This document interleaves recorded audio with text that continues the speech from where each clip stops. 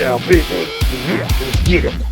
Stop taking creatine for your muscles. Seriously, if that's the only reason you're using it right now, you're leaving the most important benefit sitting on the table, because the research has moved and the gym bros, they haven't caught up yet. Stay with me, because by the end of this video, I'm going to walk you through the very first clinical study ever conducted on creatine in patients with Alzheimer's disease. The results genuinely surprised researchers, but before we get there, you need to understand the mechanism, because once you do, everything else clicks. I'm JD, pharmacist with over 30 years in healthcare, judo black belt, BJJ brown belt, and a guy in his mid-50s who takes brain health very personally. Because here's the honest truth. The same way I've had to get intentional about my physical health as I've gotten older, I've had to get equally intentional about what I'm doing to protect what's upstairs. And creatine is now part of that conversation in a way it wasn't 5 years ago. And today, we're breaking down what creatine actually does in the brain, what the research really says, including the parts that get glossed over and how to use it strategically. Let's get into it. Here's the piece most people miss, and once you understand it, everything in this video makes sense. Your brain is the most energy-hungry organ in your body, and it accounts for only 2% of your body weight, but demands up to 20% of your total available energy at any given moment. Every thought, every memory, every reflex fires on a molecule called ATP, adenosine triphosphate. Think of ATP as your brain cell's battery. When it drains down, cognitive function starts to slip. Reaction time slows, memory gets fuzzy, focus disappears. Here's where creatine comes in. Creatine's job in your muscles and in your brain is to act as an emergency recharge system. When ATP gets depleted down to ADP, the dead battery, phosphocreatine donates a phosphate group and converts it back to ATP almost instantly. You are literally recharging your neurons in real time. So the question isn't whether creatine can support brain function. The mechanism is solid. The question is, are you giving your brain enough of it? Because here's what the research is now showing, and it's more nuanced than what the viral videos tell you. In 2024, a meta-analysis published in Frontiers in Nutrition pulled together 16 randomized controlled trials covering 492 participants. The conclusion? Creatine monohydrate supplementation showed significant positive effects on memory, attention, and information processing speed in adults.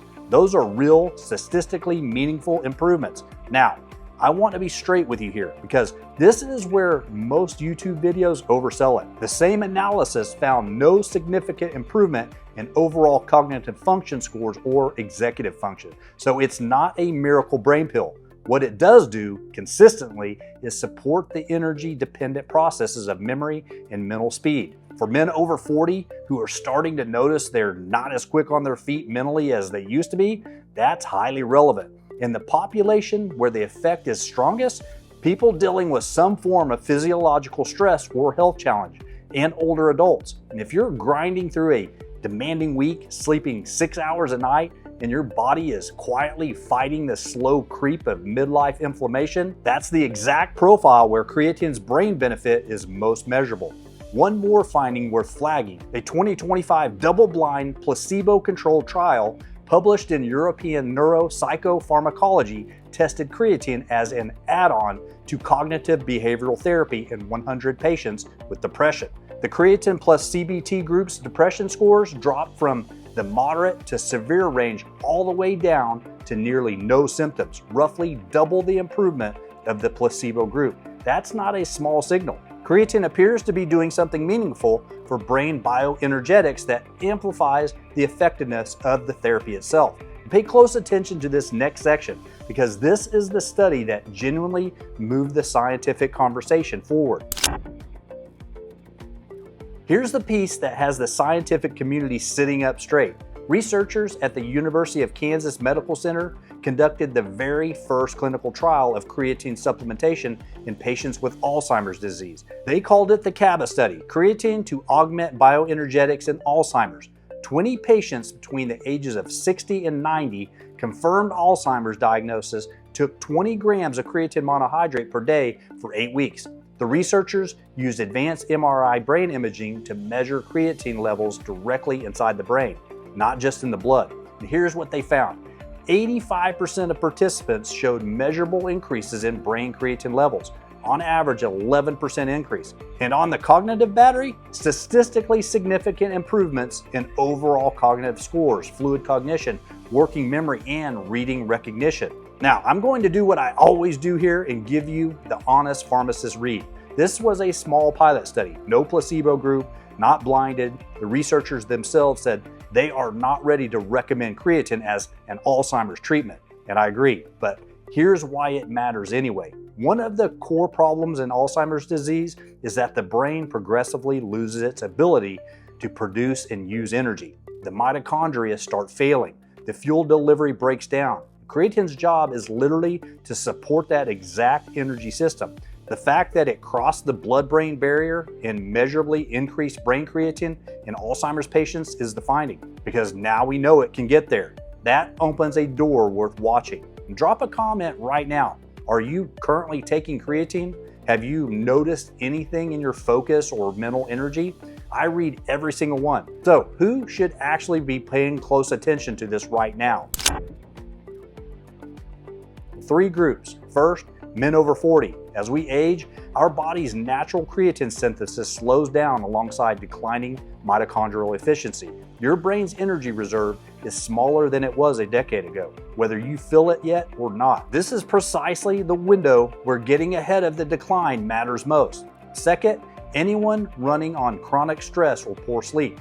The science is clear that creatine's brain benefit amplifies under metabolically demanding conditions, sleep deprivation, mental fatigue, high stress states. If you're averaging 6 hours of sleep in back-to-back demanding days, your ATP recycling system is already under strain.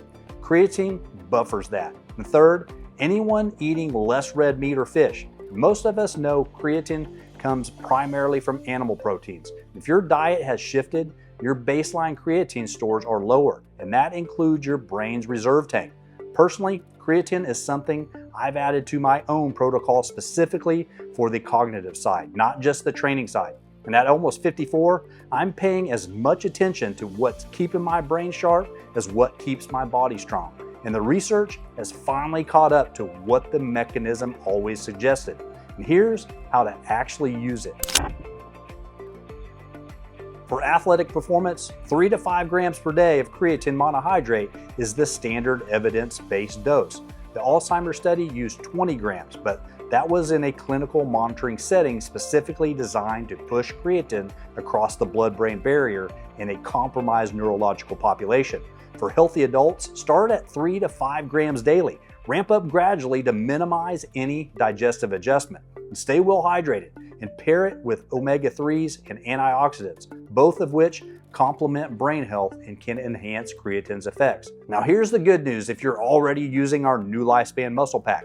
Creatine is already in there. You're already covering your muscle recovery and getting the brain benefit built in by design. That info is in the description. But if you want to take the brain side to another level, that's where Myelin 6 comes in. It's a Pharmacist formulated drink mix I developed with 6 ingredients specifically chosen for cognitive performance. Alpha Size or Alpha GPC to support acetylcholine, the neurotransmitter behind memory and focus. Teacrine for clean, sustained mental energy without the jitters or the crash. L-theanine to keep you locked in and calm simultaneously. Ubiquinol and turmeric to reduce neuroinflammation and protect your brain cells from oxidative damage. And DL-phenylalanine to support dopamine and epinephrine production, the drive and motivation side of the equation.